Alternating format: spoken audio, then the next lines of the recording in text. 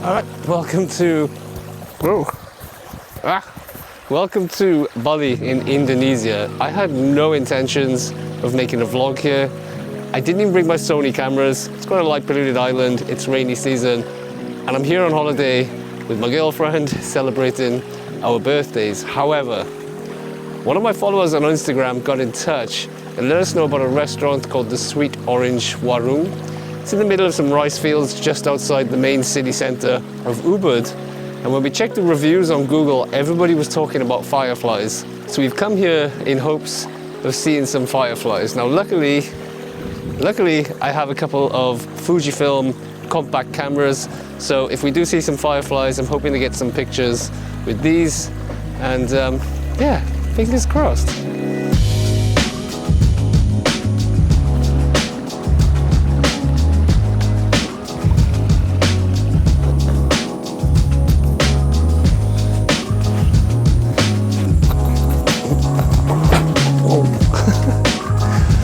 So I used to capture my personal life on analog film cameras, but since I moved to Istanbul like a year ago, I switched to compact Fujifilm cameras, digital cameras, and they're really fun.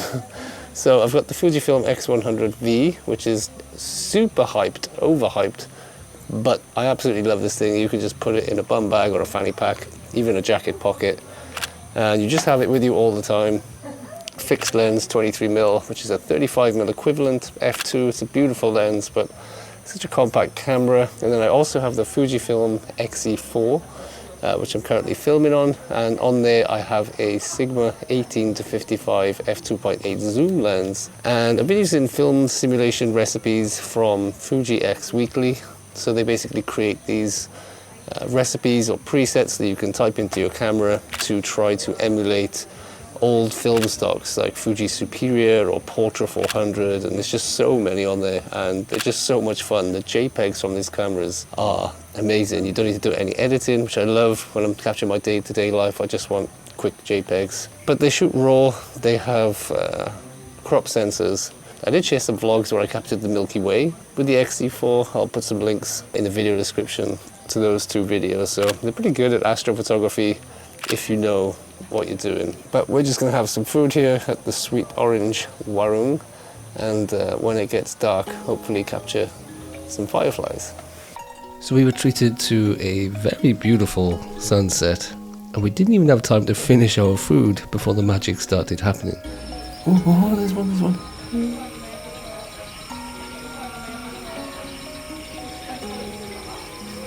Ooh, two together. Oh, they just keep coming and coming. Whoa! Alright, so now I just need to find some compositions and get away from the lights of the restaurant so that the fireflies stand out more. So there's a nice little house down here, which I'm going to use to add something to the foreground.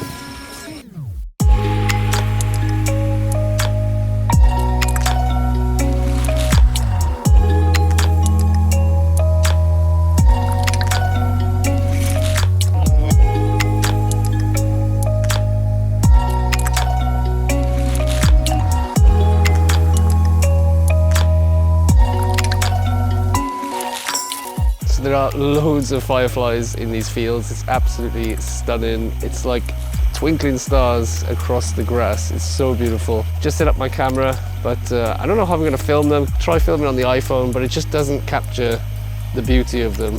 So we'll see how it goes, but I'll talk you through my settings.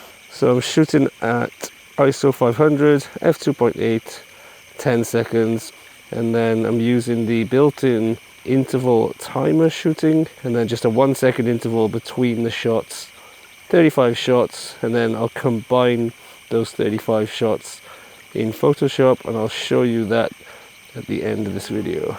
So I spent the night trying a bunch of different compositions, and this was one of my favorite photos from the night. I love the picturesque villa with its warm, inviting lights, just as a main subject.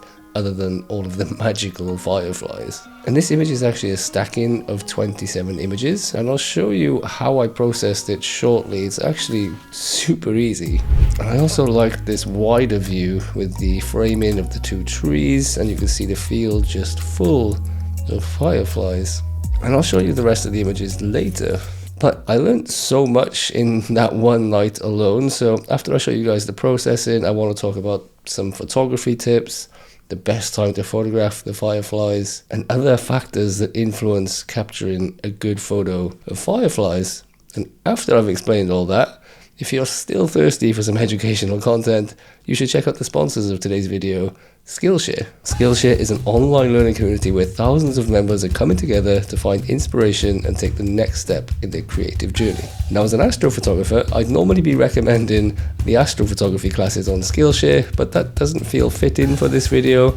So how about we check out the travel photography classes? And you can see, oh wow, Dan Rubin's travel photography class has over 13,000 members. And Sean Dalton's Becoming a Professional Travel Photographer has over 10,000 members. So I think I might have to check those out this week. But that's the beauty of Skillshare. You can find classes on any creative topic you can think of, whether you want to learn graphic design on your iPad, get to grips with the latest AI technology like ChatGPT and DALL-E, or whether you want to learn to edit videos, you can start a YouTube channel. Not sure where to start? Skillshare has designed learning paths, hand-picked classes around one category that are meant to be taken in order, building on one another, taking you from beginner to advanced in a logical order.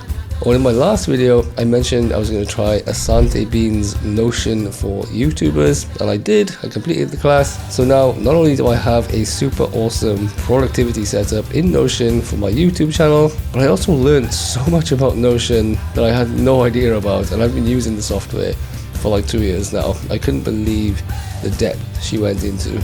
So come and join thousands of other members from all over the world. Come and add some new skills to your CV, or maybe gain the knowledge you need to finally launch your own business. And if you're still not sure, just give it a try. Skillshare are offering the first 500 people to follow the link in the video description down below a completely free month trial of Skillshare Premium. You've got nothing to lose, so what are you waiting for? Oh yeah, you wanna watch the rest of this video, right? Okay. But thanks Skillshare for sponsoring another video. Alright, so let me show you how I edited this photo. It's a combination of 36 photographs, which you can see here, all the fireflies in different positions in every image. And I'm going to be using Lightroom Classic and Adobe Photoshop, which is Adobe's photography plan, which I think is about $10 a month. Let me reset this image to show you what it looked like straight out of camera. So this was straight out of camera. First thing, I'm going to change the profile. You can actually access the film simulation from Fujifilm cameras when you have RAW files. So I'm going to go for my favorite, which is the Pro Neg Standard. And firstly, the white balance is a little bit off. The sky is very blue. It doesn't feel like nighttime, so I'm going to go for an auto white balance, and that's much better. The sky, much less saturated, much less blue, looks more like night. And lift the shadows a little bit so we can see the grass. Maybe lift the whites to give the image a bit of a pop. Decrease the highlights a little bit. That's looking a little bit better.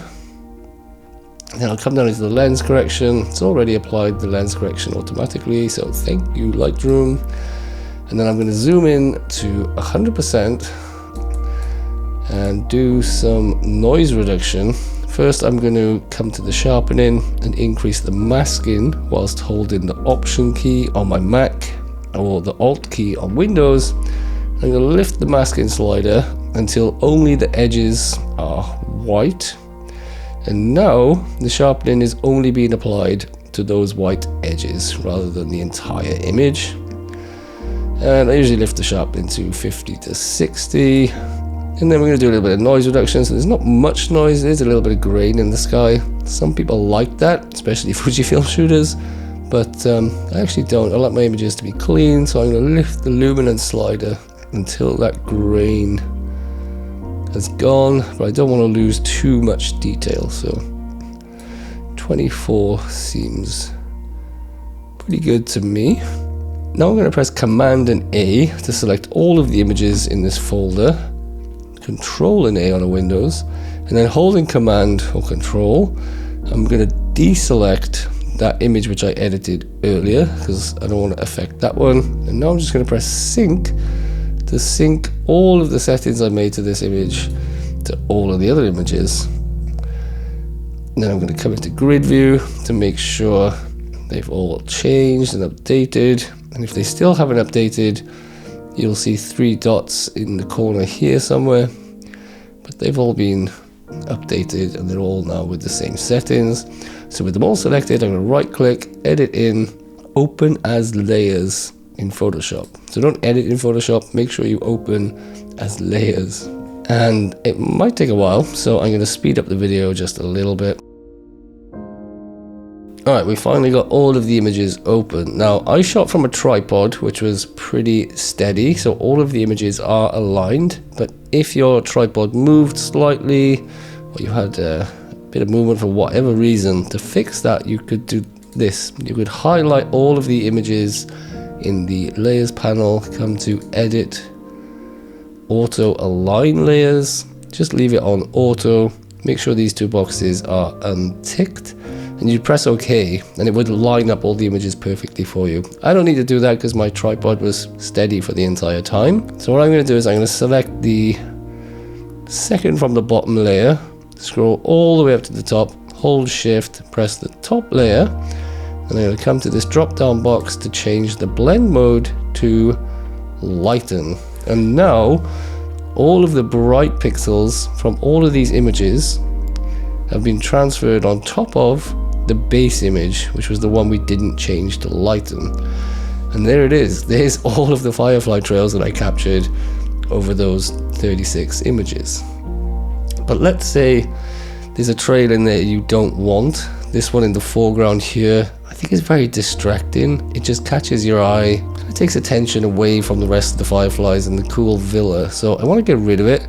So you have to find which layer it's in, so you can turn the visibility of the layers off one by one and find out who's responsible for what. But I actually know that it's down here somewhere. I think it's number 40. Yeah. So if I didn't want that trail, I could turn off the visibility of layer 40, or if I only wanted to get rid of part of the trail, I could add a layer mask by pressing this white rectangle with a circle inside it. I now get this white layer mask attached to this layer. I can select a brush, make sure I've got black as my foreground color, normal blending mode and 100% opacity, and I'm active on the layer mask, and I'm going to paint black over part of that trail. Now it's much less distracting. Maybe it's kind of cool, I don't know. Maybe it's better if I just get rid of all of it. But that way you can remove part of a trail if you didn't want to get rid of it entirely. And then what I would do is, in the layers panel, select the top layer, hold Command, Shift and press E, and that flattens all of the layers into one layer. And then I'd close the image, choose to save, and then do some final edits back in Lightroom. So in Lightroom, I could maybe darken the sky. It doesn't feel like nighttime enough because of the long exposure. So I'm going to create a mask. I'm going to create a sky mask, and then I'm going to choose to intersect that mask with a linear gradient. And now I'll drag a linear gradient, but it's only going to select parts that were already selected in that sky mask.